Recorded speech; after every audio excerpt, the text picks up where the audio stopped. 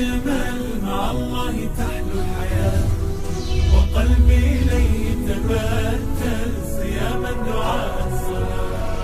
نصوم نقوم ونحيا مع الله في كل حال، نعمر بالخير الدنيا ونرضي بهذا الجلال. نصوم نقوم. نعم أجمل، لنريد ونقترب أكثر وأكثر لنحقق الفوز الحقيقي. مع الله أجمل، حياتي مع الله، وقلبي إليه تبتل صياما دعاء صلاة. في ناس تنجح في بعض أمورها، وفي ناس تفوز. من اللي يفوز ومن اللي ينجح، وكيف نحقق الفوز الحقيقي؟ الله أكبر. الفوز الحقيقي الذي يقوله الله عز وجل: فمن زحزح عن النار وأدخل الجنة فقد فاز وما الحياة الدنيا إلا متاع الغرور. الله سبحانه وتعالى قد سمى الفوز لما الإنسان يدخل الجنة، سماه بالفوز الكبير. يعني معناته ليس كل ناجح فائز، بينما كل واحد فايز أكيد ناجح. أكيد إذا حققت الفوز فهذا هو النجاح. ولما تدخل الجنة هذا مو أي فوز، هذا الفوز الكبير. لما تضع أول قدم لك مع باب الجنة هذا فوز كبير. تدري ليه؟ لأنك أصلا مستحيل أحد يقدر يوصف مقدار فرحتك بدخولك للجنة. الحياة في الجنة سرمدية أبدية إلى ما لا نهاية. الحياة في الجنة كل ثانية تمر عليك أنت تزداد نعيم، تزداد أنس، تزداد سرور إلى ما لا نهاية. الله سبحانه وتعالى يقول: إن الذين آمنوا وعملوا الصالحات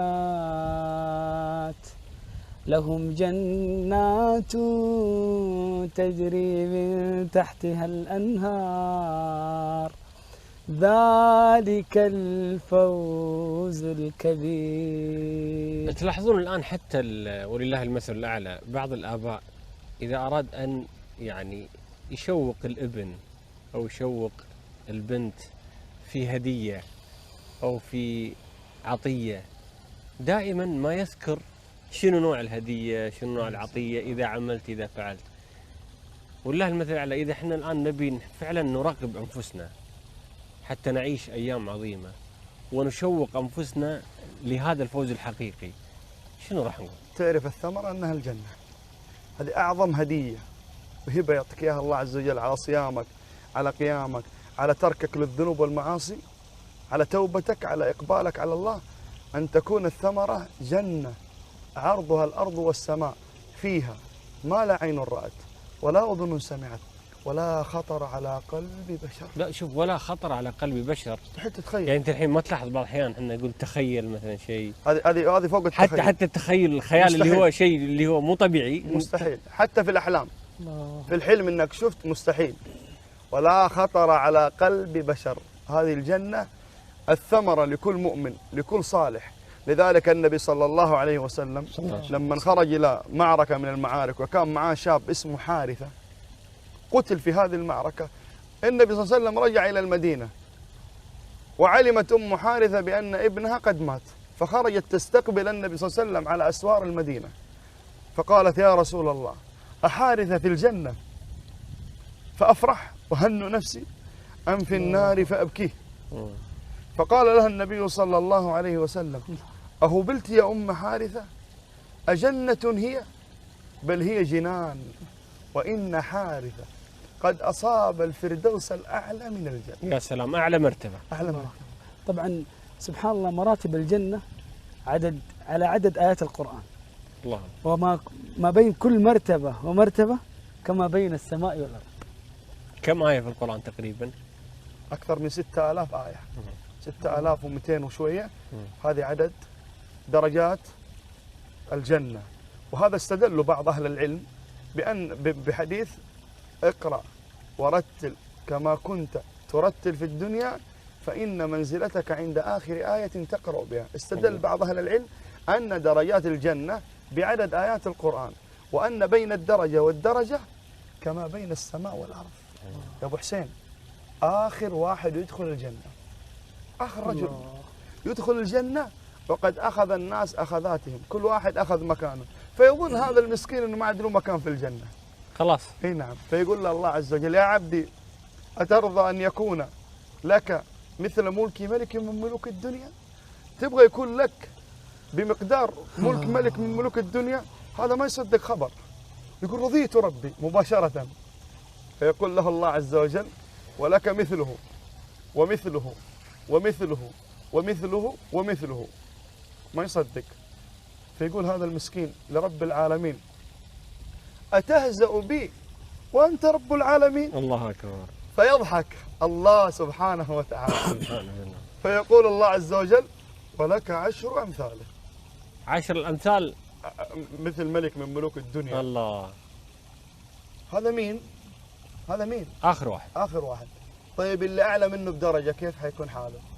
اللي في وسط الجنة كيف راح يكون حاله؟ اللي في الفردوس الأعلى من الجنة كيف راح يكون حاله؟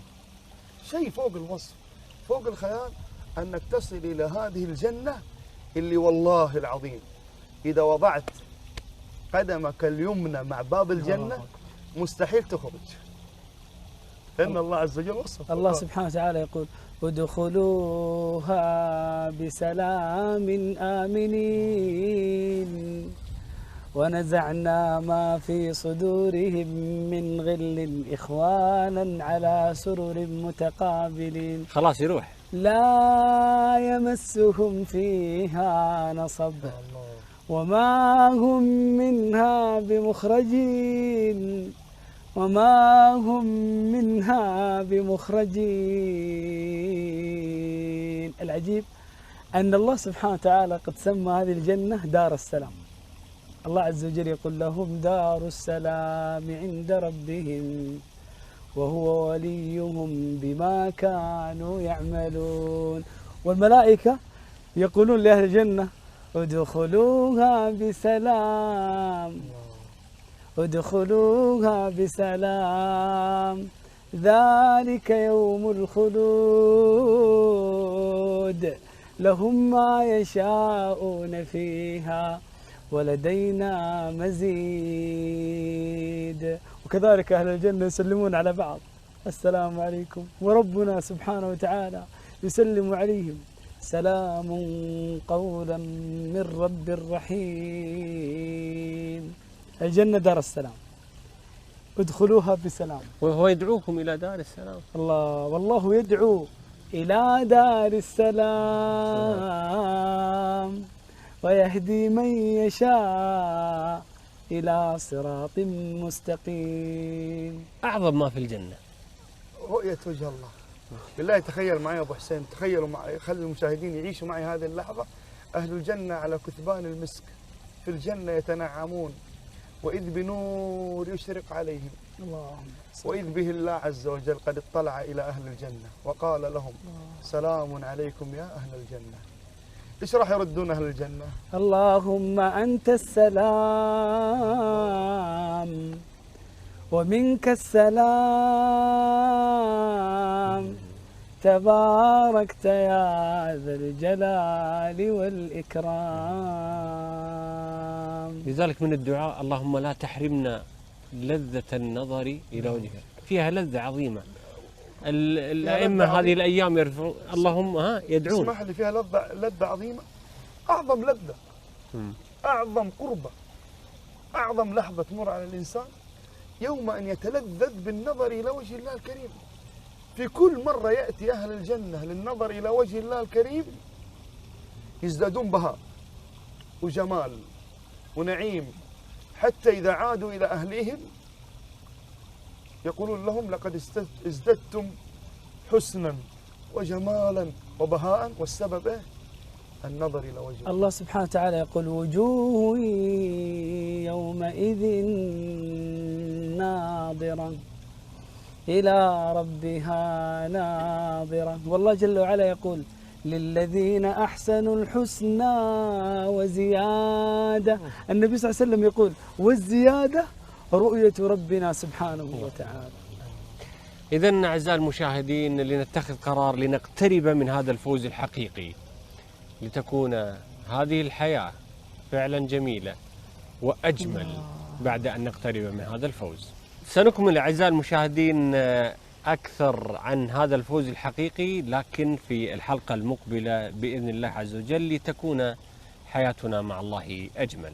رب تقبل توبتنا واغسل حوبتنا وأجب دعوتنا وثبت حجتنا واهد قلوبنا وسدد ألسنتنا واسلل سخيمة قلوبنا يا رب العالمين. نتوب نذوب اشتياقا إلى الله في كل آن، فلا شيء أحلى مذاقا كدمع يريح الجنان. نتوب نذوب اشتياقا إلى الله في كل آن، فلا شيء أحلى مذاقا كدمع يريح الجنان. حياتي مع الله أجمل، حياتي مع الله وقلبي إليه تبتل صياما دعاء صلاة.